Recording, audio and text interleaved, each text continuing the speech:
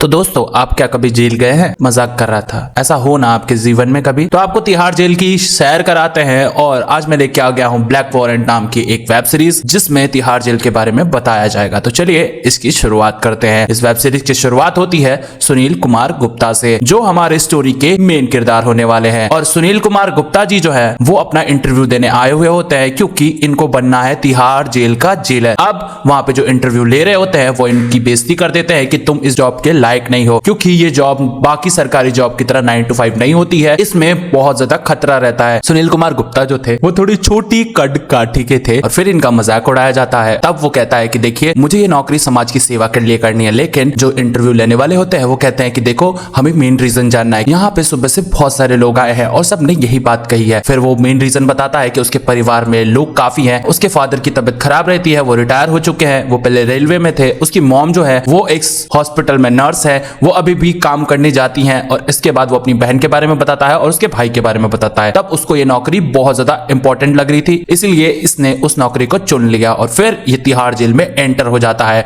और ये कहानी जो थी वो 8 मई सन 1981 की थी। अब जब सुनील कुमार गुप्ता बड़े अधिकारी के पास अपना फॉर्म लेके आते हैं उस जेल में, तो बड़ा अधिकारी जो है वो कहता है कि ये जॉब तेरे लिए नहीं है, तू वापस चला जा और तू कोई अच्छी ढंग की जॉब कर। और फिर उसे वहां से निकाल दिया जाता है। तभी वहां पे 2 लोग और होते हैं, जिनका नाम होता है विपिन दहिया और शिवराज सिंह मांगत। और ये दोनों की नौकरी आराम से हो जाती है, क्योंकि ये लोग लंबे चौड़े होते हैं और इनकी बॉडी भी काफी ज्यादा अच्छी होती है। और ये लोग पंजाब और हरियाणा से बिलोंग करते हैं। तब वो कह के जाता है कि यहाँ सिर्फ नौकरी पंजाब और हरियाणा वालों की लगती है। तब सुनील कुमार गुप्ता कहते हैं कि मेरी क्यों नहीं लग सकती है। तब उसे कुछ भी पता नहीं चलता है और दहिया कहता है कि तू एक बार जाके वापस बात कर ले। और फिर वो परेशान हो जाता है, क्योंकि इसे इस नौकरी की काफी ज्यादा जरूरत थी। और तभी वो मिलता है जेल के एक कैदी से, जिसका नाम होता है चार्ल्स ओबराज। चार्ल्स ओबराज जो था वो एक फॉरेन कैदी था और इसको बिकनी किलर के नाम से जाना जाता था और इसने बहुत सारे खून भी किए थे। और इसके बाद वो कहता है कि लाओ, मैं तुम्हारी सिफारिश लगा देता हूं। और फिर वो जाता है उसी बड़े अधिकारी के पास और नौकरी लगवा देता है सुनील कुमार गुप्ता की। सुनील कुमार गुप्ता जेल में देखते हैं कि बहुत सारे कैदी जो है वो आए हुए हैं।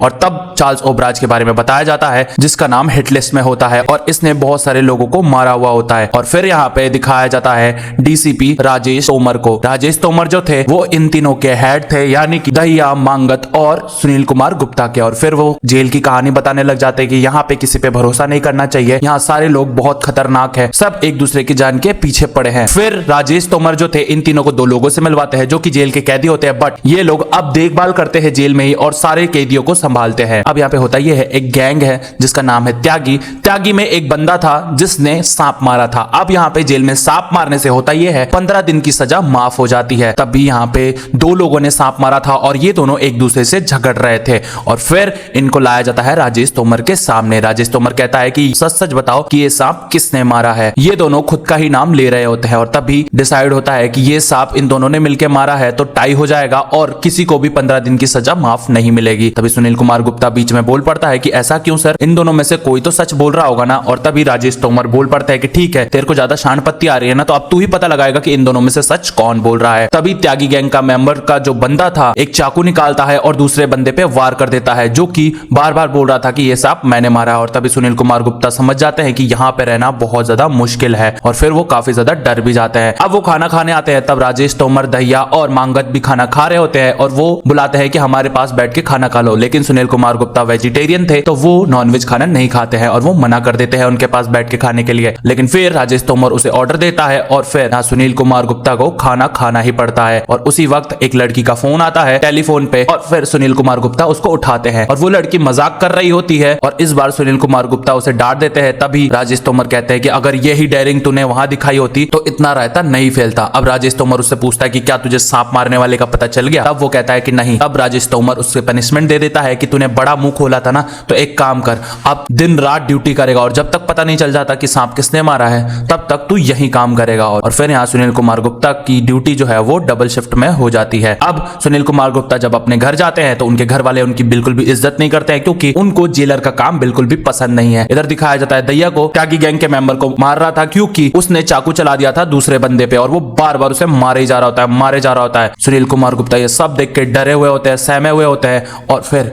यहाँ पे होता ही है, राजेश तोमर जब पूछते हैं सुनील कुमार गुप्ता से कि क्या तुमने सांप मारने वाले का पता लगा लिया, तब वो कहता है कि नहीं, मैंने नहीं लगाया और वो उसको खूब ज्यादा डांटते हैं। और सुनील कुमार गुप्ता कहते कहते हैं उनको कि मेरे को ये जॉब छोड़नी है। तब यहाँ और ज्यादा डांट पड़ती है और फिर उसे कहा जाता है कि जब तक तो सांप मारने वाले का पता नहीं लगा दे तब तक तेरा रेजिग्नेशन जो है वो कैंसिल नहीं होगा, तो तू पता लगा वरना तेरी इज्जत चली जाएगी और हम पे कोई इज्जत नहीं करेगा, हमारा नाम भी तू डुबा देगा। सुनील कुमार गुप्ता को वर्दी मिल जाती है और वो एएसपी बन जाते हैं। अब इसके बाद इन्हें लगातार ड्यूटी करनी होती है। तभी वहाँ जेल का एक कैदी जो है वो सारे गैंग के बारे में बताता है कि यहाँ पे 3 गैंग का राज चलता है, त्यागी गैंग, हड्डी गैंग और सरदारों का गैंग। सबसे खतरनाक है त्यागी गैंग, क्योंकि त्यागी गैंग के सामने कभी भी कोई भी नहीं बोल पाता है और अगर किसी ने इनके खिलाफ बोलने की कोशिश की तो त्यागी सबको मरवा देता है। और फिर दूसरा है हड्डी गैंग। अब इन सारे गैंग्स का एक एक लीडर था जो कि अलग अलग धंधे चलाता था। त्यागी गैंग जो थे वो व्हाइट पाउडर का धंधा करते थे, हड्डी गैंग के मेंबर्स जो थे वो शराब का धंधा करते थे और सरदार जो थे वो कुछ भी नहीं करते थे क्योंकि ये लोग नशे पत्ते नहीं करते हैं। और इन लोगों के बीच 36 का आंकड़ा रहता था। और फिर दिखाया जाता है चार्ल्स ओबराज को। चार्ल्स ओबराज जो था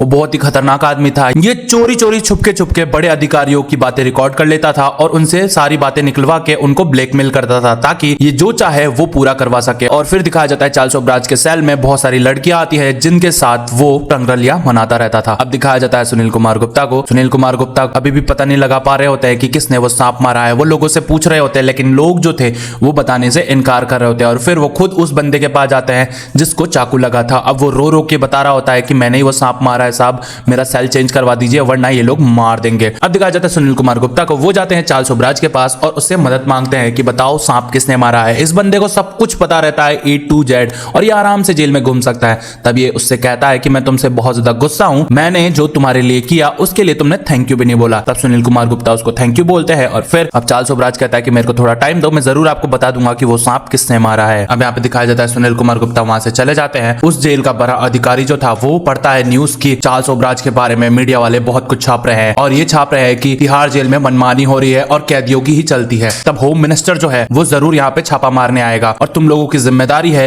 कि तुम लोग सही से काम करोगे। और तभी जब सब ड्यूटी से घर चले जाते हैं तब यहाँ पे सुनील कुमार गुप्ता अकेले पड़ जाते हैं और तभी होम मिनिस्टर आ जाते हैं और होम मिनिस्टर छापा लगाने लग जाते हैं और सुनील कुमार गुप्ता जो है वो कहते हैं जाओ राजेश सर को फोन करो, सर को जल्दी बुलाओ। अब राजेश तोमर के पास फोन आता है लेकिन राजेश तोमर अनदेखा कर देता है क्योंकि उनकी जो बेटी थी जिद कर रही थी कि आप लोग घर पे रहे। और फिर सुनील कुमार गुप्ता सब कुछ संभाल रहे होते हैं धीरे धीरे, सारे कैदी आराम से चल रहे होते हैं। इधर चार्ल्स ओबराज का कमरा दिखाया जाता है। चार्ल्स ओबराज का जो कमरा था वो नॉर्मल हो जाता है क्योंकि उन्हें नॉर्मल कैदियों की तरह रखा जाता है। अब चार्ल्स ओबराज का जो पहले का कमरा था उसमें बेड, आलीशान टीवी, बहुत सारी चीजें थी लेकिन होम मिनिस्टर के आने से पहले ही सब कुछ चेंज कर दिया गया था। यहाँ पे सुनील कुमार गुप्ता कहता है कि सब कुछ ठीक है सर जी, चलिए। और जब यहाँ पे होम मिनिस्टर जा रहे होते हैं तभी जेल में नारेबाजी चालू हो जाती है और जब होम मिनिस्टर ये सब देखने आते हैं तो एक कैदी जो है वो होम मिनिस्टर को दारू पूछ लेता है और होम मिनिस्टर डर जाते हैं और कहते हैं कि जेल में दारू कहां से आई। और फिर वो इंक्वायरी बिठा देते हैं जहां पे सुनील कुमार गुप्ता को बहुत सारी डांट पड़ती है क्योंकि उनकी ही वजह से ये सब कुछ हुआ है।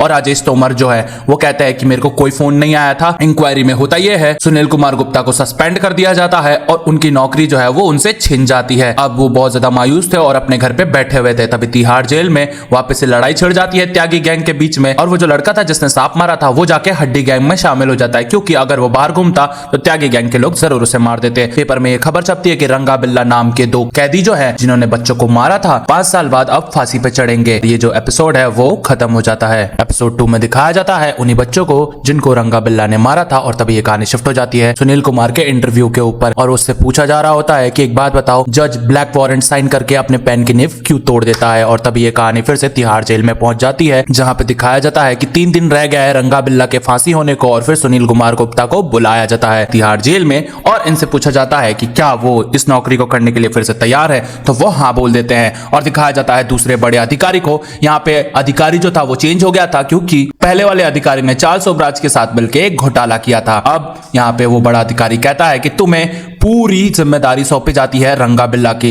रंगा बिल्ला के फांसी में सिर्फ 3 दिन रह गए थे, अगर उनमें से कोई भी आत्महत्या कर लेता तो फांसी रुक जाएगी और दूसरे की फांसी नहीं होगी और अगर उनकी तबीयत खराब होती है तो भी फांसी रुक जाएगी। तो उनके खाने पीने का ख्याल, उनका देखभाल और उनके पास कोई भी शार्प चीज ना हो, इस वजह से सुनील कुमार गुप्ता को पूरी जिम्मेदारी दी जाती है क्योंकि रंगा बिल्ला जो थे वो बहुत बड़े क्रिमिनल थे और इन्होंने बहुत ही बदसलूकी वाला काम किया था। सुनील कुमार गुप्ता तैयार हो जाते हैं और उनकी नौकरी सिर्फ इसी बिहाफ दाव पे बस थी जब वो रंगा बिल्ला की फांसी सक्सेसफुली करवा देते। और यहाँ दिखाया जाता है राजेश तोमर को, जो उसको सारा काम दे देते हैं और कहते हैं कि अभी जेल में एक दिन बाद 2 जल्लाद आएंगे और उन लोगों का खातिरदारी तुम्हें ही करना है। वो जो भी मांगे उन्हें खिलाना पिलाना है, उनसे बिल्कुल भी ना मत कहना, क्योंकि वो लोग बहुत ही ज्यादा अड़ियल होते हैं। अब सुनील कुमार गुप्ता सीधा जाते हैं रंगा बिल्ला से मिलने और उनको कहते हैं कि 3 दिन बाद तुम्हारी फांसी है और तुम्हें कुछ कहना है। तब रंगा बिल्ला कहते हैं कि नहीं, हमें इस बात का कोई अफसोस नहीं है। राजेश तोमर जो थे वो सुनील कुमार गुप्ता को समझा रहे होते हैं कि देखो, प्रतिभा सेन नाम की एक रिपोर्टर है जो रंगा बिल्ला का इंटरव्यू लेना चाहती है और तुम्हें उससे घुमाना है। वो तुम्हें घुमाएगी, लेकिन तुम्हें उसे घुमाना ही पड़ेगा, क्योंकि अगर उसने छाप दिया तो उसका लिखा हुआ प्रधानमंत्री तक पड़ता है और ये हमारे जेल की रेपुटेशन की बात है। इसके बाद सुनील कुमार गुप्ता समझ जाता है कि ये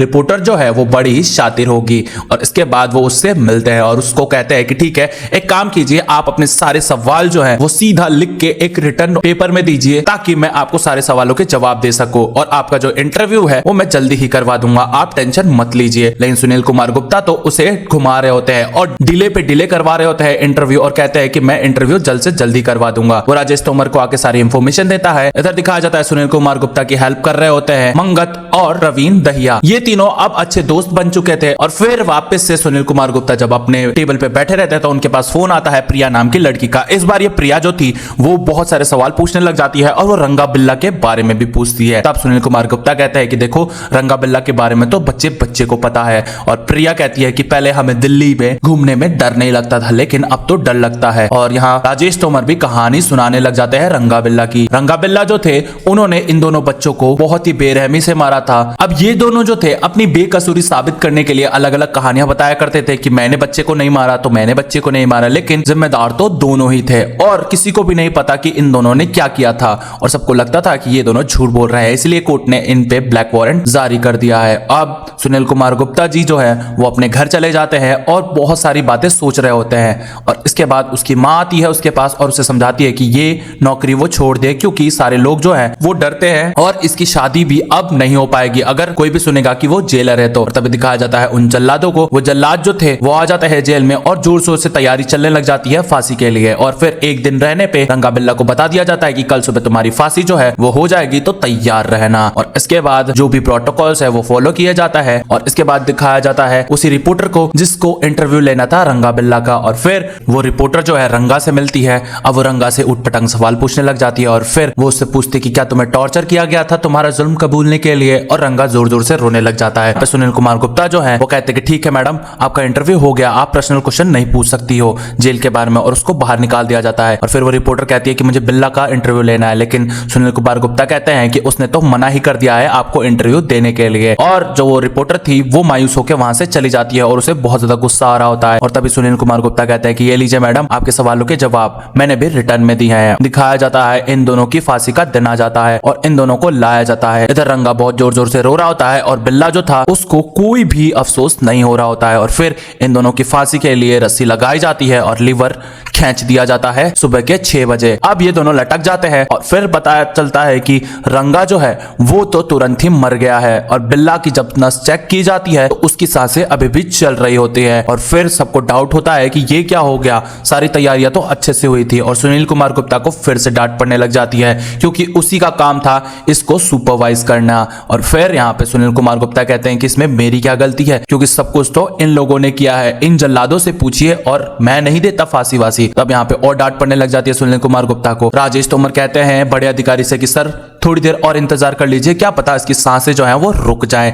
अब दिखाया जाता है जो बिल्ला था उसकी सांसें रुक ही नहीं रही होती हैं सुबह तक भी और वो फांसी पे लटका ही हुआ होता है। राजेश तोमर जो है वो बुलाते हैं एक सिपाही को, एक काम कर बिल्ला के पैर पकड़ के खींच दे जिससे वो मर जाएगा। और फिर बिल्ला के पैर वो खींचने लग जाता है और इधर सुनील कुमार गुप्ता को पता चलता है कि ये जो जेल वाला काम है वो बहुत ज्यादा मुश्किल है। और फिर उसको एक पेपर दिया जाता है जिसमें सारी चीजें लिखी हुई होती हैं और फिर वो प्रेस वालों को जाके बता देता है हमने रंगा और बिल्ला को फांसी दे दी है। एपिसोड है वो खत्म हो जाता है। एपिसोड 3 की स्टार्टिंग में दिखाया जाता है बिल्ला का चेहरा जिसको सुनील कुमार गुप्ता जो है वो भूल नहीं पा रहा होता है और उसको बार बार वो फांसी याद आ रही होती है। और तभी दिखाया जाता है जेएनयू के स्टूडेंट्स को विद्रोह करने के चक्कर में जेल में डाल दिया जाता है और इनकी संख्या 250 होती है। वो जो स्टूडेंट्स है वो बहुत ज्यादा चिल्ला रहे होते हैं। अब यहाँ पे राजेश तोमर कहते हैं कि इनके साथ क्या होना चाहिए और तुम्हें क्या लगता है इन मासूम मासूम बच्चों के साथ जेल के कैदी क्या करेंगे। और तभी मंगत बताता है कि ये लोग काफी अमीर घराने से हैं, तो हो सकता है इनके पर्स, घड़ी, चैन ये सब छीन लिए जाएं। राजेश तोमर कहता है इनका ख्याल रखना पड़ेगा, अगर इनको कुछ भी हो गया तो इनके माँ बाप हम पे चढ़ जाएंगे।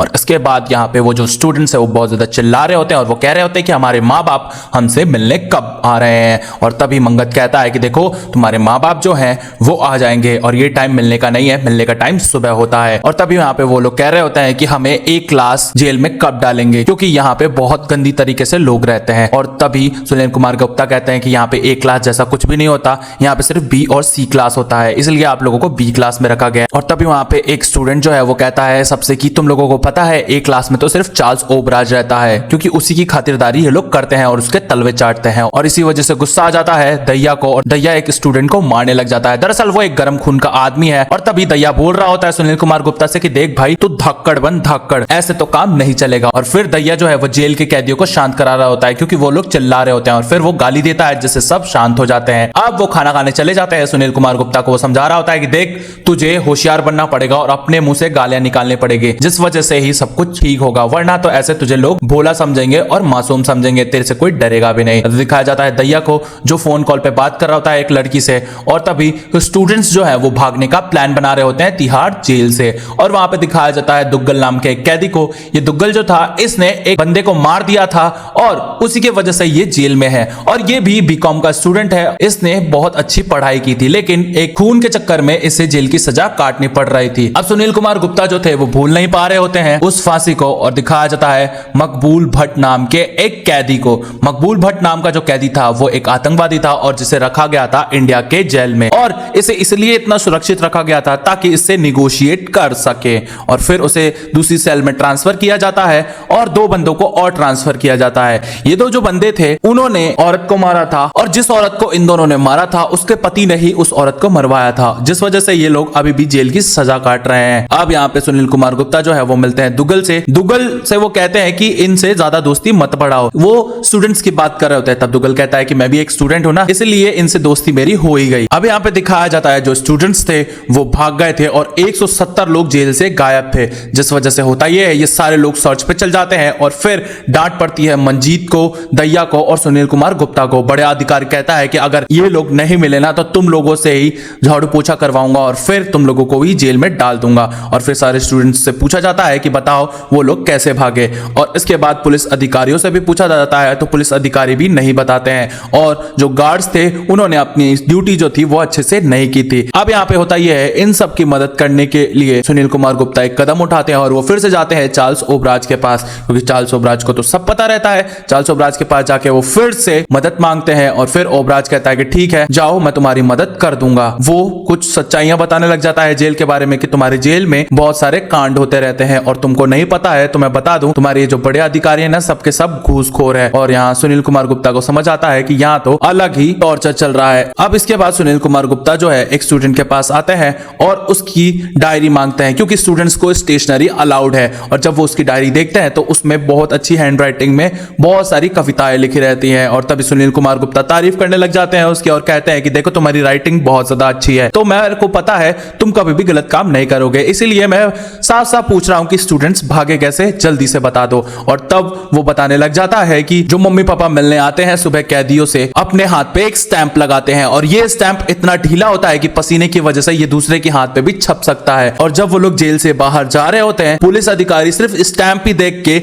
निकाल देते हैं लोगों को, जिस वजह से स्टूडेंट्स भी स्टैंप लगा के आराम से निकल जाते हैं उस जेल से। और 170 कैदी इसी वजह से भाग निकले थे। और फिर पता चल जाता है कि किस जगह झोल है। और यहाँ पे होता ही है सुनील कुमार गुप्ता जो थे मंगत और दैया के साथ आ जाता है बड़े अधिकारी के घर पे और मंगत को आगे खड़ा करके कहता है कि तू काम कर, तू जाके बता दे सर को, क्योंकि तेरे ऊपर ही ज्यादा डांट पड़ी थी और तेरे ऊपर ही ज्यादा प्रेशर था, जिस वजह से मंगत बताता है कि ये सब मैंने ही किया है। और फिर सारी चीजें सॉल्व हो जाती हैं और बड़ा अधिकारी कहता है कि ठीक है तुम लोगों ने बहुत अच्छे से अपना काम किया है। और इसके बाद सुनील कुमार गुप्ता को वो बड़ा अधिकारी रोक लेता है और उससे कुछ नए नए काम दे देता है, जिस वजह से सुनील कुमार गुप्ता जो थे वो कहते हैं कि ठीक है मैं अपना काम बहुत अच्छी तरह करूंगा। इधर मंगत जो था वो बहुत अच्छा दोस्त बन गया था सुनील कुमार गुप्ता का। और तभी जेल में एक स्टूडेंट आती है जो एक डॉक्यूमेंट्री लिखना चाहती है तिहाड़ जेल के ऊपर। और फिर सुनील कुमार गुप्ता जो थे वो परमिशन दे देते हैं और इसके बाद वो बुलाते हैं दुग्गल को, वो मिलवाते हैं उस लड़की से और इसका नाम होता है कविता। अब दुग्गल जो था वो सारी चीजें बताता है जेल के बारे में कविता को और फिर कविता और इन दोनों की दोस्ती हो जाती है। इधर यहाँ पे सुनील कुमार गुप्ता जो थे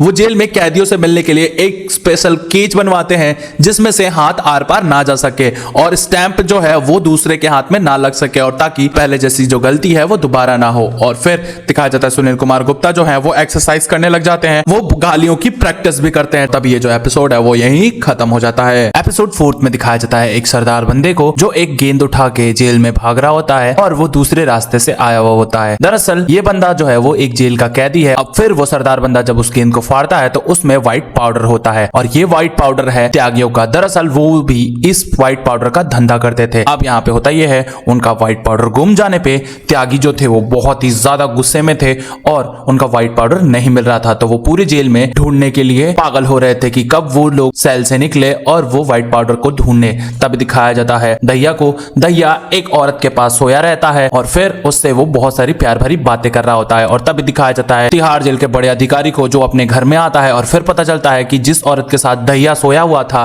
वही औरत इस बड़े अधिकारी की बीवी है। और फिर दैया जो है जब बड़ा अधिकारी आता है तो वो वहां से भाग जाता है, लेकिन इस बार तो वो बड़ा अधिकारी जो था वो नहीं सुन पाता है ढंग से। और तभी यहाँ पे दिखाया जाता है त्यागी गैंग के मेंबर जब सुबह निकलते हैं वो ढूंढते रहते हैं अपनी गेंद को और फिर पता चलता है कि उनकी गेंद जो है वो फटी हुई है और किसी ने उनका व्हाइट पाउडर चुरा लिया है। और तभी उनका शक जाता है हड्डी गैंग पे और हड्डी गैंग के एक मेंबर को वो लोग टपका देते हैं। अब जब वो लोग उसे जान से मार देते हैं तब दिखाया जाता है उसी सरदार बंदे को व्हाइट पाउडर ट्रांसफर कर रहा होता है और वो कह रहा होता है कि किसी को बताना मत क्योंकि मैं ये चुरा के लेके आया हूँ। और फिर सुबह होते ही त्यागी और हड्डियों में लड़ाई हो जाती है जिससे तोमर साहब जो है वो उनमें सुलह कराने के लिए आते हैं और दोनों गैंग के हेड मेंबर्स को बुलाते हैं और उनसे कहते हैं कि देखो मुझे पता है हड्डी गैंग ने ये व्हाइट पाउडर नहीं चुराया है, लेकिन त्यागी मानने को तैयार ही नहीं था। तभी तोमर कहता है ठीक है मैं अपने जेल में खून खराबा नहीं चाहता हूँ, जब तक मैं इस बात का पता लगा नहीं लेता तब तक तुम दोनों एक दूसरे से लड़ोगे नहीं और खुद में सुलह कर लो। तुम दोनों अगर एक साथ रहोगे तो तुम्हारा कोई कुछ नहीं बिगाड़ पाएगा। और इसके बाद दिखाया जाता है उसी बड़े अधिकारी को जो पूछ रहा होता है कि जेल में ये सब चल रहा है और तुम्हें पता भी नहीं है। तब यहाँ पे तोमर कहता है कि हमने तो ये सब पहली बार सुना है। और इधर ये बात दैया को पहले से ही पता थी। दैया जैसे ही ये बात बड़े अधिकारी को बोलने जाता है तोमर जो था वो मना कर देता है और फिर वो उसे बाहर आके डांटता है कि तुझे पता नहीं है तू क्या बोलना चाहता है और कब मुंह खोलेगा,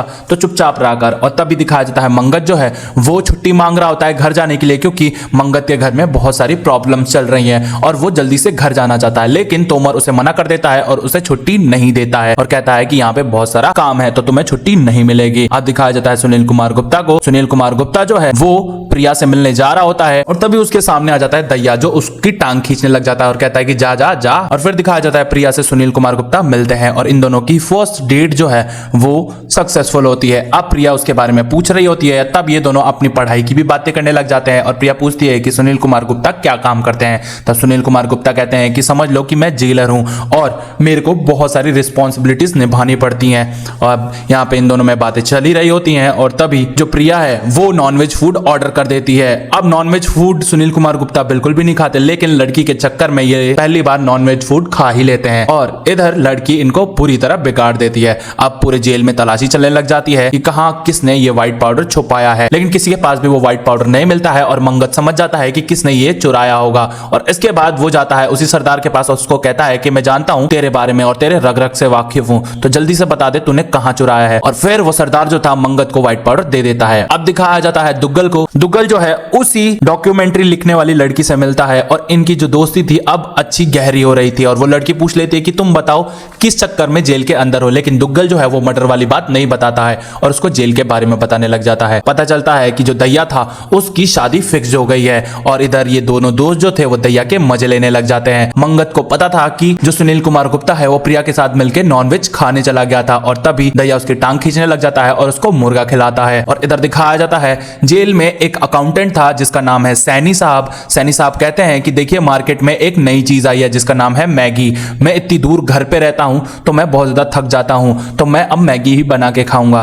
तब सुनील कुमार गुप्ता कहते हैं कि ठीक है एक काम करो, मेरे को जो क्वार्टर मिला है इस जेल के पास में उसमें आप रह लो। लेकिन वो मना कर रहा होता है और वो कह रहा होता है कि कोई भी नहीं मानेगा। और फिर सुनील कुमार गुप्ता कहते हैं कि ठीक है मैं बड़े साहब से बात करके आपका जो घर है वो पास में करवाता हूं और मेरे क्वार्टर में आपकी जगह दिलवाता हूं। और तभी सैनी साहब जो थे वो मान जाते हैं और जब सुनील कुमार गुप्ता घर पे जाते हैं बड़े अधिकारी के, तब देखता है कि वहां से जो दैया है वो भाग रहा है और जो बड़ा अधिकारी था वो घर पे ही था। तब बड़ा अधिकारी निकल के आता है और सुनील कुमार गुप्ता से पूछता है कि तुमने यहाँ पे किसी को बाहर जाते हुए देखा है क्या? तब सुनील कुमार गुप्ता मना कर देते हैं क्योंकि उन्होंने दहिया को देखा था। अब वो फटाफट से दहिया के पास जाते हैं और उसे समझाते हैं कि तू ये क्या कर रहा है और अगर तू ऐसा करेगा तो किसी दिन पकड़ा जाएगा, ये सब छोड़ दे, तेरी शादी होने वाली है। और दहिया इस बात को अनदेखा कर देता है। इधर दहिया की शादी में सब जा रहे होते हैं और फिर वहां पे बड़े अधिकारी की बीवी भी आती है और फिर दहिया सुनील को बुला के कहता है कि ओए तू उन मैडम को संभाल ले, अगर वो पास में आएंगी तो बात बिगड़ जाएगी। और इसके बाद सुनील कुमार गुप्ता जो है वो पूरी शादी में उस मैडम के साथ रहता है। इधर दिखाया जाता है त्यागियों को जो अब खुद ही तलाशी लेने लग जाते हैं सारे जेल में, क्योंकि यहाँ पे सारा जो स्टाफ था वो गया हुआ था शादी में। अब त्यागी हर जगह छानबीन कर लेते हैं लेकिन उन्हें वो व्हाइट पुड़िया नहीं मिलती है, तो बचे थे सरदार लोग।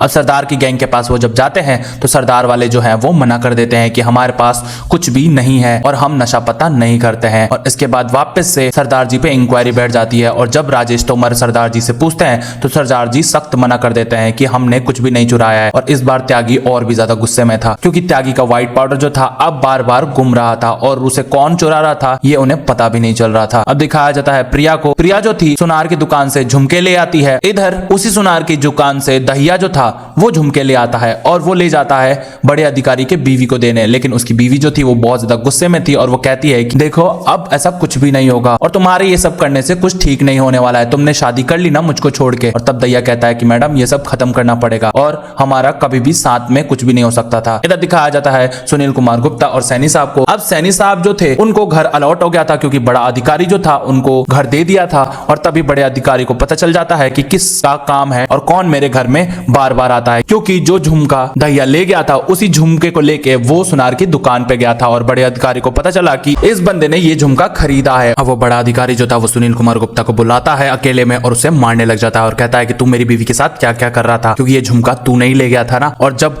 वो कहता है कि तू सस्पेंड हो गया है, अब तू यहाँ से निकल जा और कभी तिहाड़ जेल आया ना तो देख लेना इसी जेल में बंद करवा दूंगा हमेशा के लिए। और तभी वो बड़े अधिकारी को कह रहा होता है कि देखिए मैंने कुछ भी नहीं किया है और फिर वो दहिया का नाम ले लेता है और फिर वो बड़ा अधिकारी जो है वो अगले ही दिन अपना ट्रांसफर करवा लेता है दूसरे शहर में। वो सबसे हाथ में ला रहा होता है। इधर वो दहिया को गाली देके चला जाता है और तभी उस बड़े अधिकारी की बीवी आती है और दहिया को गले से लगा लेती है। राजेश तोमर उसको देख के बहुत ज्यादा शॉक्ड रह जाते हैं और फिर वो वहां से चले जाते हैं। अब यहाँ पे होता यह है दहिया को पता नहीं चलता है कि ये सारी चीजें उसको किसने बताई थी और फिर सुनील कुमार गुप्ता कहता है कि मैंने ये सब चीजें बताई थी क्योंकि वो मुझे सस्पेंड करने वाले थे। और दहिया को गुस्सा आता है और वो उसे मारने लग जाता है और कहता है कि तू एक नंबर का धोखेबाज है, तू दोस्ती निभाना ही नहीं जानता है और अगर तुझे कुछ भी पता चलेगा ना तो तू बोल देगा, तेरे पेट में कुछ भी नहीं पचता है। और वो उसे धोखेबाज बोल के वहां से चला जाता है। अब तोमर जो था मंगत और दहिया को समझा रहा होता है कि देखो जो हुआ सो हुआ, अब भूल जाओ, अब नए अधिकारी आएंगे और उनके साथ सही से मिलकर रहना है। इधर सुनील कुमार गुप्ता के भाई की शादी होने वाली होती है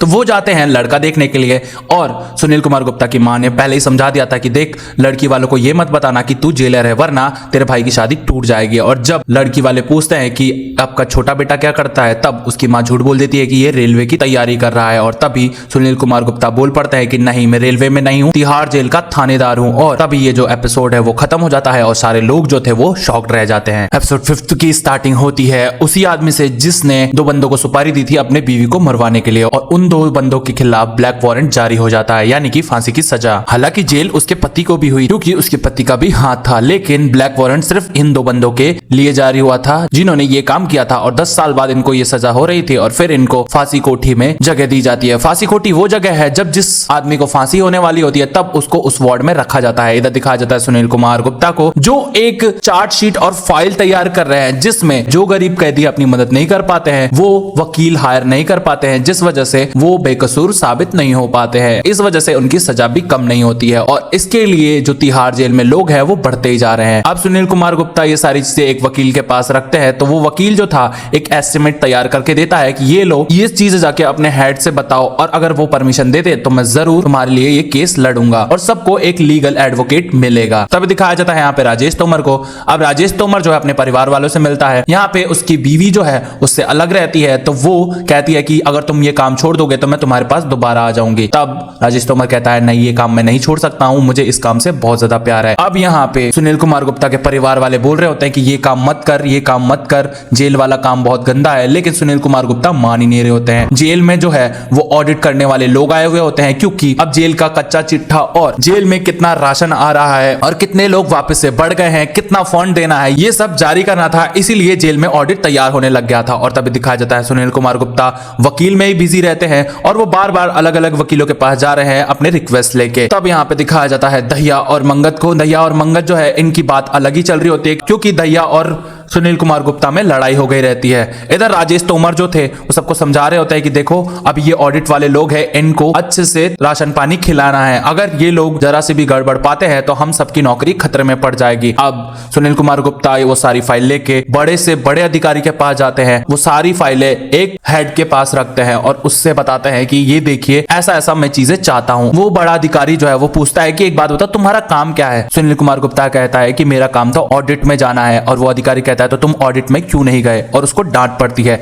इसके बाद वो कहता है कि देखो ये तुम्हारा लीगल एडवोकेट वाला आइडिया तो अच्छा है, लेकिन इतने सारे लीगल एडवोकेट अगर फ्री में काम करना चाहे तो बुला लो, क्योंकि हमारे पास इतने पैसे नहीं है। और फिर वो उसकी फाइल जो है वो खारिज कर देता है और उसको डांटने लग जाता है। इधर सुनील कुमार गुप्ता का मुंह ही उतर जाता है और उसकी जो मेहनत है वो रंग नहीं लाती है। तब दिखाया जाता है जब सुनील कुमार गुप्ता अपने घर जाते हैं तो वहां पे एक आंटी रहती है जो उससे जेल का खाना मंगवाती है। तब सुनील कुमार गुप्ता सवाल जवाब पूछने लग जाते हैं, जिस वजह से वो गुस्सा होकर चली जाती है वहां से और कहती है कि बचपन में तुझे इतना सब कुछ खिलाया है और तूने ये मुझे सिला दिया, अब तो मैं तुझसे बात भी नहीं करूंगी। अब सुनील कुमार गुप्ता परेशान हो जाते हैं कि इन आंटी को जेल का खाना क्यों ही चाहिए। अब दिखाया जाता है उसी सरदार को जो वापस से वो बॉल चुरा आ जाता है व्हाइट पाउडर के, और इस बार त्यागी के गैंग वालों को पता चल जाता है और वो लोग उसे मारने जा ही रहे होते हैं। और तभी वहां पे मंगत जो है वो उसको आके बचा लेता है और इसके बाद त्यागी को पता चल जाता है कि सरदार गैंग वालों ने ही ये सब किया है। अब दिखाया जाता है सुनील कुमार गुप्ता प्रिया से वापस मिलते हैं और इस बार इन दोनों की और अच्छी तरह बात होती है और प्रिया प्रपोज कर देती है सुनील कुमार गुप्ता को और ये दोनों गर्लफ्रेंड बॉयफ्रेंड बन जाते हैं। सुनील कुमार गुप्ता वापस से वकीलों के चक्कर काटते हैं, लेकिन वकील जो है वो मना कर देते हैं क्योंकि सुनील कुमार गुप्ता के पास कोई भी फंड नहीं होता है। अब सुनील कुमार गुप्ता का वापस से एक बार मुंह उतर जाता है। इधर दिखाया जाता है सैनी साहब को जो अकाउंटेंट थे और तभी यहाँ पे फाइल में कुछ गड़बड़ दिखाई दे रही होती है और ये फाइल होती है सुनील कुमार गुप्ता की। अब सुनील कुमार गुप्ता को जब ढूंढा जा रहा होता है तो वो तो वकीलों में बिजी रहते हैं। तभी जो राजेश तोमर है वो सुनील कुमार गुप्ता की अच्छे से क्लास लगाते हैं और कहते हैं कि तू कितने दिनों से यहाँ पे टाइम पे नहीं आ रहा है और तू जरूर कुछ घोटाला कर रहा है और अब तुझे पता है क्या हुआ है। और तभी सुनील कुमार गुप्ता को ले जाया जाता है बड़े अधिकारी के पास और वो बड़ा अधिकारी कहता है कि पूरे 500 रुपए का घोटाला हुआ है तेरे खाते से और उसका पैसा तू भरेगा क्या, और एक काम कर उन 2 कैदियों की सजा होने वाली है तो उसका देखभाल तू फिर से करेगा और इस बार कोई गड़बड़ हुई ना तो देख लेना हमेशा हमेशा के लिए सस्पेंड ही करवा दूंगा। और तभी दिखाया जाता है सुनील कुमार गुप्ता बहुत ज्यादा परेशान रहता है अपनी इस जॉब से और इसके बाद सुनील कुमार गुप्ता से मिलने आती है उसी की फ्लैट की आंटी जिसको जेल का खाना चाहिए होता है और वो सुनील कुमार गुप्ता को समझा रही होती है कि देखो मेरे और मेरे पति के कुंडली में दोष है और जेल का खाना खाने से सारे दोष जो है वो उतर जाएंगे और पंडित जी ने ऐसा ही कहा है। और फिर सुनील कुमार गुप्ता उनको जेल का खाना दे देता है। इधर दिखाया जाता है चार्ल्स ओबराज को। चार्ल्स ओबराज कहते हैं कि मुझे पता है तुम क्या सोच रहे हो सुनील, तुमसे अपना लोन जो है वो चुकाया नहीं जा रहा है ना। वो कहता है कि नहीं ऐसा कुछ नहीं है, मैं अपना पैसा चुका ही दूंगा। अब सुनील कुमार गुप्ता आते हैं राजेश तोमर के पास और उससे पूछने लग जाते हैं कि सर मैं क्या करूं, मैं औरों जैसा क्यों नहीं हूं और क्यों आप मुझे हमेशा डांटते रहते हैं और क्यों मैं ही फंसता रहता हूं। अब यहाँ पे राजेश तोमर समझाते हैं कि देखो अगर तुम चाहते हो कि हमारी टीम में तुम आ जाओ तो जेल में जो कुछ भी हो रहा है तुम उस पर ध्यान मत दो। देखो जेल में राशन आता है और उसको हम हेरा फेरी करके पैसे कमाते हैं, उन पैसों से हमारा खर्चा चलता है। तो एक काम करता हूँ तुम भी शामिल हो जाओ जिससे वो हराम का पैसा जो है वो मैं तुम्हें दे दूंगा जिससे तुम्हारा लोन भी चुक जाएगा। और इधर राजेश तोमर जो है वो सुनील कुमार गुप्ता को फंसा लेते हैं अपनी बातों में ही और सुनील कुमार गुप्ता अब कुछ भी नहीं बोल रहे होते हैं क्योंकि ये जब भी कुछ नया करने जाते थे ये हमेशा फंस जाते थे। और दिखाया जाता है उन्हीं 2 कैदियों को जिनको फांसी होने वाली थी और फिर उन्हें फांसी पे लटका दिया जाता है। अब दिखाया जाता है सुनील कुमार गुप्ता को जो अलग से खाना मंगवाते हैं जेल का और वो भी जेल का खाना देखते हैं कि ये खाने में ऐसा क्या है जो सब इसको खाने के लिए बेताब है। और तब ये जो एपिसोड है वो खत्म हो जाता है। 6th एपिसोड की स्टार्टिंग में दिखाया जाता है सारे कैदी सो रहे होते हैं और अब सर्दियों का मौसम आ चुका है, लेकिन कुछ कैदियों के पास कंबल होती है और कुछ के पास नहीं होती है, जिस वजह से एक दूसरे की कंबल खींचने से कैदियों में लड़ाई हो जाती है और सुबह होते ही सब हड़ताल पे बैठ जाते हैं कि हमें अपना अपना कंबल चाहिए। और तभी राजेश तोमर आते हैं और सबको गालियां देने लग जाते हैं कि तुम लोग कंबल के लिए मत लड़ो। अब यहाँ पे दहिया जो था वो सारे कैदियों को समझा रहा होता है कि तुम लोग खाना खा लो वरना तुम लोग भूख से मर जाओगे, लेकिन सारे कैदी जो थे वो अब जिद पे अड़ चुके थे कि हम खाना नहीं खाएंगे और हम भूख हड़ताल पे ही रहेंगे। तब यहाँ पे दहिया बोल रहा होता है तोमर को कि सर ये लोग तो मान ही नहीं रहे, कोई गुलाब जामुन को कैसे मना कर सकता है, गुलाब जामुन तो मेरे फेवरेट है। और फिर सुनील कुमार गुप्ता को राजेश तोमर कहते हैं कि एक बात बताओ क्या करना चाहिए। तब सुनील कुमार गुप्ता कहता है कि सर आप जो सही समझे आप सोच लीजिए। और तभी वहां पे सैनी साहब आते हैं और सुनील कुमार गुप्ता को कहते हैं कि सर यहाँ पे कुछ ना कुछ जरूर गड़बड़ चल रही है। यहाँ पे पहले कैदियों पे एक कंबल तो होता ही था, लेकिन यहाँ पे अब तो कंबल की शॉर्टेज चल रही है, कुछ ना कुछ जरूर गड़बड़ है। तो आप कहिए तो मैं अकाउंट देख के पता लगाऊं। तब सुनील कुमार गुप्ता कहते हैं कि ठीक है, आप पता लगाइए कि क्या चल रहा है। इधर दिखाया जाता है कैदी भूख हड़ताल पे बैठे थे, उन सब में से आधों की तबियत खराब हो चुकी थी और फिर उन सब के नाक में ट्यूब घुसा दिया जाता है ताकि वो खाना खा सके, और अगर मुंह से खाना नहीं खाएंगे तो वो ट्यूब से खाना खाएंगे। अब यहाँ पे दिखाया जाता है मंगत को, मंगत के घर की हालत बहुत ज्यादा खराब थी। तब वो दारू पे दारू पी रहा था, वो भी कैदियों के साथ, जिस वजह से राजेश तोमर आके मंगत को खूब ज्यादा डांट लगाते हैं कि वो अगर कैदियों के साथ दारू पी के और उनके साथ बेहोश पड़ा रहेगा तो कैदी कल को उसे हॉस्टेज बना लेंगे और मार भी सकते हैं, तो इसे समझाओ। और फिर उसे ड्यूटी से निकाल दिया जाता है और उसकी ड्यूटी जो है वो दूसरी जगह लगा दी जाती है और सुनील कुमार गुप्ता को कहा जाता है कि तुम जैसा कर रहे हो वैसा करते रहो। और तब दिखाया जाता है मकबूल भट्ट को। अब वो सुनील कुमार गुप्ता के साथ बैडमिंटन खेल रहा होता है और उससे पूछ रहा होता है कि क्या आपका वकील वाला काम हो गया, पर सुनील कुमार गुप्ता मना कर देते हैं। और फिर दिखाया जाता है प्रिया और सुनील कुमार गुप्ता को, जो एक दूसरे से मिल रहे होते हैं। प्रिया कहती है कि एक काम करो, तुम्हारा ये जो वकील वाला काम है मैं कर देती हूँ, क्योंकि मैं ऐसे बहुत सारे वकीलों को जानती हूँ जो फ्री में काम कर देंगे। अब सुनील कुमार गुप्ता कहते हैं कि तुम्हें क्या लगता है मैंने ये ट्राई नहीं किया होगा, तुम लोग मुझे समझते क्या हो, तुम सब के सब मुझे हल्के में ले रहे हो, तो मेरे को किसी की मदद नहीं चाहिए। और फिर इन दोनों की लड़ाई हो जाती है। इधर दिखाया जाता है दुगल को, जो जेल से बाहर आया हुआ होता है और इसकी पुलिस वालों के साथ सेटिंग है, तो पुलिस वाले इसको जेल से बाहर ले जाते हैं आराम से। और फिर वो मिलता है उसी डॉक्यूमेंट्री बनाने वाली लड़की से। अब दरअसल इन दोनों की दोस्ती प्यार में बदलने लग गई थी। तब वो लड़की पूछ ही लेती है कि बताओ तुम किस मामले में अंदर हो, और दुगल झूठ नहीं बोलता है और वो बता देता है कि मेरे को अफसोस तो होता है, अब हम क्या ही कर सकते हैं, दरअसल मैंने एक बंदा मार दिया है और जिस वजह से मैं ये सजा काट रहा हूँ। और फिर वो लड़की वहां से चली जाती है और दुगल जो था वो बहुत ज्यादा मायूस होता है। और जब वो जेल जा रहा होता है तब देखता है कि जेल की गाड़ी में जो राशन जा रहा है उसमें चम्मच और कुछ हथियार है, और वो समझ जाता है कि कुछ ना कुछ जरूर गड़बड़ होने वाली है। और वो जाके ये बात सुनील कुमार गुप्ता को बता देता है। सुनील कुमार गुप्ता ये बात अपने बड़े अधिकारी यानी राजेश तोमर से कहता है और वो कहता है कि जेल में रेड करनी पड़ेगी। जब वो लोग जेल की कंपनी में रेड डाल रहे होते हैं तो 3 लोग जो थे वो जेल में हथियार बना रहे होते हैं और वो पकड़े जाते हैं, जिस वजह से उनको दैया खूब ज्यादा मारता है और उनकी पिटाई लगाता है। और जब ये चीजें राजेश तोमर देखता है तो राजेश तोमर ये सारी खबर लेके जाता है उससे भी बड़े अधिकारी के पास। वो अधिकारी कहता है कि हमें जल्दी से जल्दी छापा मारना चाहिए और सारे हथियार जो है वो कब्जे में ले लेने चाहिए। लेकिन यहाँ पे जो राजेश तोमर था वो वापस से बात को दबा देता है और कहता है कि आप मेरे पे छोड़ दीजिए, और जब मैं कहूंगा तभी हम हथियारों पे छापा मारेंगे और पता लगाएंगे कि हथियार कहाँ छुपे हुए हैं। और यहाँ पे दिखाया जाता है अब जेल में छापा पड़ गया था और हथियार ढूंढने की कोशिश की जा रही थी, लेकिन यहाँ हथियार जो था वो नहीं मिलता है। और इसके बाद दहिया और सुनील कुमार गुप्ता मायूसी के हालत में आते हैं, जिस वजह से राजेश तोमर उनको डांटता है और कहता है कि मैंने कहा था ना कि मेरे बोलने पे ही तलाशी लेना, अब हथियार छुप गया है, अब कल को कोई भी हमला होता है तो इसका जिम्मेदार कौन होगा, मैं ही तो होऊंगा, और तुम लोग हमेशा मेरी नौकरी खतरे में डलवाते हो।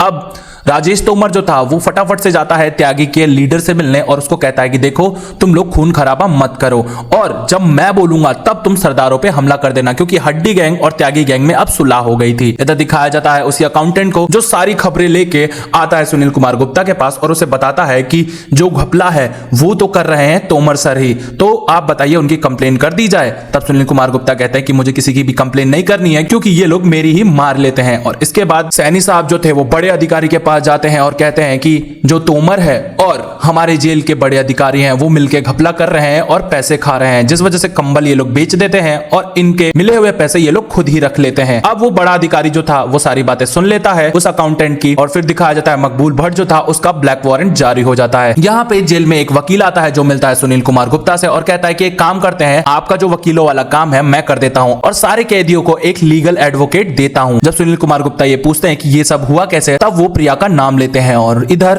सुनील कुमार गुप्ता समझ जाते हैं कि उनकी गर्लफ्रेंड ने ये सारा काम किया है। इधर सैनी साहब को फिर से डांट पड़ती है और सैनी साहब को बुलाया जाता है तोमर के सामने। अब तोमर जो था वो बहुत ज्यादा डांटने लग जाता है और वो बड़ा अधिकारी सैनी को सस्पेंड करने की बात करता है और उसकी पेंशन भी खारिज करने की बात करता है। और दरअसल वो जो चोरी का इल्जाम था वो अकाउंटेंट के ऊपर ही डाल रहा था बड़ा अधिकारी, और तभी अकाउंटेंट जो था वो माफी मांगने लग जाता है और कहता है कि मैं तो छोटा आदमी हूं, मेरी क्या ही औकात है आप लोगों के सामने बोलने की, और फिर वो मायूस होकर वहां से चला जाता है। दरअसल वो बड़ा अधिकारी जो था वो डराने की कोशिश कर रहा था सैनी साहब को ताकि वो अपना मुंह बंद रखे, और ये सारे लोग मिली भगत से काम कर रहे थे। और तभी दिखाया जाता है मकबूल भट्ट की जो फांसी का दिन है वो आ जाता है, और इधर सैनी साहब भी अपनी बेइज्जती के कारण फांसी पर लटक जाते हैं, क्योंकि इन्होंने तिहाड़ जेल को अपना 20 साल दे दिया था और 20 साल से ये तिहाड़ जेल के लिए ईमानदारी से काम कर रहे थे। अब दिखाया जाता है सुनील कुमार गुप्ता जब सैनी साहब के घर पे आता है तो देखता है वो मारे जा चुके हैं और उन्होंने खुद को फांसी लगा ली है, और वो बहुत ज्यादा मायूस होते हैं। और इधर आगे की कहानी में बताया जाता है सुनील कुमार गुप्ता ने जो वकीलों वाला काम किया था कैदियों के लिए कि हर कैदी को अपना अपना एक लीगल एडवोकेट मिले, ताकि वो बिना पैसों की चिंता किए अपना केस जो है, अपनी फाइल जो है वो कोर्ट के सामने रख सके, और जो निर्दोष है, बेकसूर है, वो इस जेल से रिहा हो सके। और फिर उनकी ये जो एडवाइस और फाइल है वो मंजूर कर ली जाती है बड़े अधिकारी के द्वारा। अब दिखाया जाता है सुनील कुमार गुप्ता जब अपने घर आते हैं तो उनके घर में बहुत ज्यादा बड़ाई हो रही होती है। मंगत जो था अभी भी परेशान है क्योंकि उसके घर में कुछ भी ठीक नहीं चल रहा होता है, और ये जो एपिसोड है यहीं खत्म हो जाता है। ये ब्लैक वारंट का लास्ट एपिसोड है। इस एपिसोड में बैसाखी की तैयारियां चल रही होती है और जेल में ही जो सिख होते हैं वो अपने सेलिब्रेशन कर रहे होते हैं। वो सरदार जो व्हाइट पाउडर चुराता था वो एक सिंगर भी है, तो वो भंगड़ा पा रहा होता है और डांस कर रहा होता है। और तब ये न्यूज आती है कि इंदिरा गांधी ने ऑपरेशन ब्लू स्टार घोषित कर दिया है। दरअसल इस ऑपरेशन में हुआ ये था कि जो भी सिख थे जो खिलाफ थे इंडिया के, उनको खदेड़ के पाकिस्तान भेजा जा रहा था, और ये इंदिरा गांधी ने करवाया था। इस वजह से इंदिरा गांधी की मृत्यु हो गई थी, और इंदिरा गांधी को मारने वाले भी सिख ही थे क्योंकि वो उनके बॉडीगार्ड थे, जिस वजह से सिख जितने भी थे उनको जेल में डाला जा रहा था और फिर उनको बहुत बुरी तरह मारा जा रहा था। मांगत जो था वो भी एक सिख था और वो अपने भाइयों की हालत देख नहीं पा रहा था। और फिर यहाँ पे होता यह है, दिखाया जाता है दहिया को, जिसको मारने का ऑर्डर मिला था सिखों को। दहिया बोल रहा होता है राजेश तोमर से कि ये लोग सिविलियंस है, ये लोग इतनी मार झेल नहीं पाएंगे, और राजेश तोमर बोलता है कार्रवाई करने का आदेश है, इनको मारो और ये लोग इसी लायक है। इधर जितने भी सिख लोग थे इन सब की ड्यूटी हटा दी जाती है जेलरों के पोस्ट से, और उनको अलग अलग पोस्ट दे दी जाती है, और मंगत को भी ड्यूटी से हटाया जाता है। तब मंगत चिल्ला देता है और वो कहता है कि आप लोग झूठ बोलते हो, हमने कुछ नहीं बिगाड़ा है और आप लोगों की वजह से हम कुछ कर नहीं पा रहे हैं। फिर मंगत जो था उसको सख्त ऑर्डर मिल जाता है और तोमर कहता है चुपचाप चला जा वरना तुझे सस्पेंड कर दूंगा, और फिर वो वहां से चला जाता है। इधर दहिया जो था वो कहता है कि सर ये ठीक नहीं हो रहा है, आप उसके साथ बिल्कुल गलत कर रहे हो। इसके बाद राजेश तोमर कहता है कि देख यहाँ ऐसा ही चलता है, अगर सिख लोग एक साथ भिड़ जाएंगे हम सब पे वो लोग चढ़ जाएंगे, हमें एक दूसरे की सुलह करानी पड़ेगी, तभी जाके ये सारे चीजें जो है वो रुक पाएंगी, जैसा हमने किया है। देख मेरे से सीख, मैंने त्यागी और हड्डियों में सुलह करवा दी थी ना, और अब वो देख आराम से रहते हैं। अब यहाँ पे होता ही है, दिखाया जाता है उसी बंदे को जिसने सांप मारा था और वो जाके मार देता है त्यागी गैंग के एक मेंबर को। अब यहाँ पे जेल में बहुत ही ज्यादा हफड़ा तफड़ी मच जाती है। त्यागी जो थे अब जान के पीछे पड़ गए थे हड्डियों के, और ये दोनों लड़ने वाले थे। और इसी बीच दहिया जो था वो उसको बहुत बुरा मार रहा होता है क्योंकि उसने त्यागी के एक आदमी को मार दिया है। और फिर दहिया जो है अब चिल्लाता है राजेश तोमर पे और कहता है कि देख लो साहब कुछ नहीं होता आपसे, आप डरते हो त्यागियों से और इसीलिए आपकी चलती भी नहीं है, लेकिन अब देखना मैं बताऊंगा कि क्या हूं मैं। और फिर वो सारे पुलिस वालों को ले जाके वो हथियार ढूंढने की कोशिश करता है कि कहां छुपा रखे हैं हथियार, और फिर वो सर्च करवाने लग जाता है। इधर दिखाया जाता है सुनील कुमार गुप्ता जो थे वो जाते हैं मंगत को समझाने की तू इतना मत पी, सब कुछ ठीक हो जाएगा, लेकिन मंगत समझने की कोशिश नहीं कर रहा होता है क्योंकि उसके घर में कुछ भी ठीक नहीं चल रहा होता है। अब यहाँ पे दहिया जो था वो हरदम सर्च करवाता था उन हथियारों को जो छुपाया था त्यागियों ने, लेकिन वो हथियार मिल ही नहीं रहे थे। अब जैसे ही वो जेल में जाता है तो जेल की लाइट कट जाती है और दहिया पे हमला हो जाता है, और इधर सुनील कुमार गुप्ता को भी घायल कर दिया जाता है। ये दोनों हॉस्पिटल में होते हैं, और इधर त्यागी जो था वो बात मानने से इनकार कर देता है राजेश तोमर की, और उससे कहता है कि तू अब साइड हो जा, अब तो इस जेल में खून बहेगा और हम ही बहाएंगे जेल में खून। और इसके बाद राजेश तोमर ये सुन के जेल में लॉकडाउन लगवा देता है और कहता है कि कैदियों को अब जेल में ही खाना परोसा जाएगा, जेल में ही रखा जाएगा जब तक हमें हथियार नहीं मिल जाते। और वो लोग जोर शोर से हथियार ढूंढने लग जाते हैं। इधर दिखाया जाता है चार्ल्स ओबराज को। चार्ल्स ओबराज जो है वो परेशान हो गया था क्योंकि उसे जेल में रहने की आदत नहीं थी, और वो बुलाता है सुनील कुमार गुप्ता को और वो कहता है कि मैंने तुम्हारी इतनी मदद की है, तुम मेरी इतनी सी मदद नहीं कर सकते क्या, तुम मेरा रूम साफ करवाओ। बट सुनील कुमार गुप्ता कहता है कि देखो मेरे को पता है तुमने मेरी बहुत सारी मदद की है, लेकिन मेरी कैपेसिटी में जो होगा वो मैं करूंगा। चार्ल्स ओबराज कहता है तो ठीक है, तुम एक काम करो, मैं अपने बर्थडे पे मिठाइयां बंटवाना चाहता हूं तो तुम उसका इंतजाम कर दो। और सुनील कुमार गुप्ता कहता है कि ठीक है मैं यही करूंगा। इधर दिखाया जाता है त्यागी और हड्डियों को बिल्कुल अलग रखा जाता है। जो राजेश तोमर था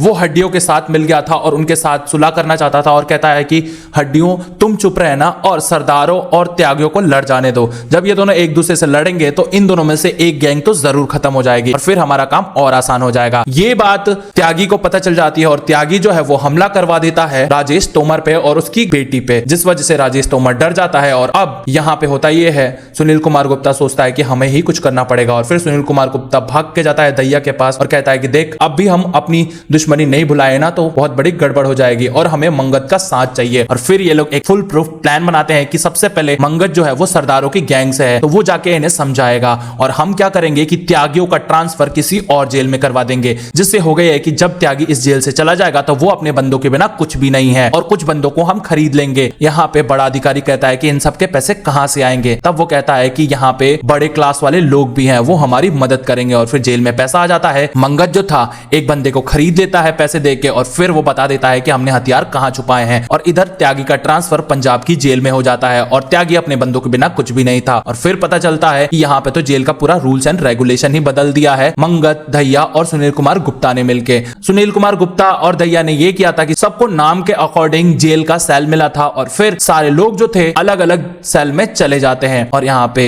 सुनील कुमार गुप्ता जो था ये जंग जीत जाता है और वो एक अच्छा जेलर बन जाता है और फिर मंगत, दैया और सुनील कुमार गुप्ता जो थे अपने मिशन में सफल हो जाते हैं और फिर तिहाड़ जेल का जो उद्धार है वो होने लग जाता है। और अब दिखाया जाता है तिहाड़ जेल में सारे कैदी लड्डू खा के सो गए थे और यहाँ चार्ल्स ओबराज का कमरा दिखाया जाता है। चार्ल्स ओबराज के कमरे में बहुत सारी पार्टी वाली चीजें रखी रहती हैं और एक नोट रहता है जो मिलता है सुनील कुमार गुप्ता को और उस पर लिखा रहता है टाटा, यानी कि चार्ल्स ओबराज जो था वो जेल से भाग गया था। और फिर ये जो एपिसोड और सीजन यहीं खत्म हो जाता है। तो आई होप आप लोगों को ये वेब सीरीज अच्छी लगी होगी। आप लोगों को अगर ये वेब सीरीज अच्छी लगी है तो प्लीज इसको लाइक कर दीजिए, चैनल को कर दीजिए सब्सक्राइब। आगे ऐसे ही मजेदार वेब सीरीज का एक्सप्लेनेशन आपके लिए लाता रहूंगा। तब तक के लिए tata, bye bye, see you.